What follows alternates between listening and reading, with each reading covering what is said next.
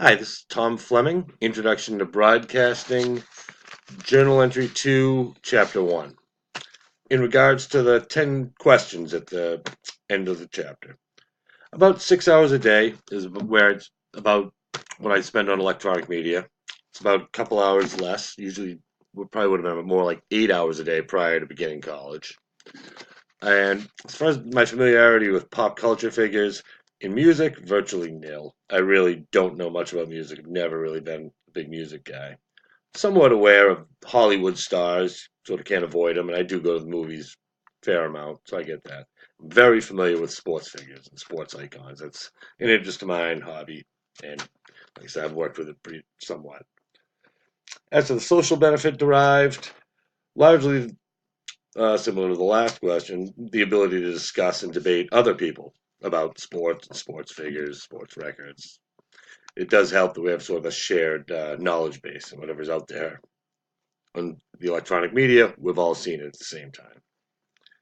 As far as our social media or electronic media being the cultural ambassador, I'd say certainly. When I was a kid, I remember television was considered that, and there'd be stories about Russians who thought all of the United States was like Happy Days or like Cheers or something like that. That is, yeah, I think that's a constant. And as far as the electronic media's coverage of celebrities, is watching and listening enough? Is how the question was phrased. Not quite sure what the alternative would be, apart from the print media, which I don't think is very different. I think they're sort of a manifestation of the same thing. And again, it's not one of my major interests. And the influence on me by electronic media, broken down into the several categories listed here.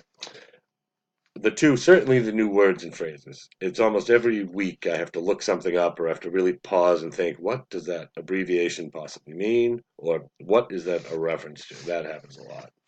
And then as far as awareness of other cultures, that's always been sort of an interest of mine, but it is great to see, to be able to click on and just sort of separate from the current news cycle and see what's going on around the world. So the difference of a few thousand miles can be almost like the difference of living on another planet, depending, no matter where you are. The size and scale and scope of differences is really fascinating. And yeah, college students probably are different because of electronic media. Certainly different from when I first started college, 25 so years ago, more than that. And having a word processor in your dorm room, that was the height of technology, of academic technology for students. That was a big deal. Maybe a minor video game system someone might have, but having a word processor, that was it. Now, in most of my classes, the kids shift uh, seamlessly from their phones to real life to their computers and back and forth, really without a blip. There really is no transition. They're all doing it all the time.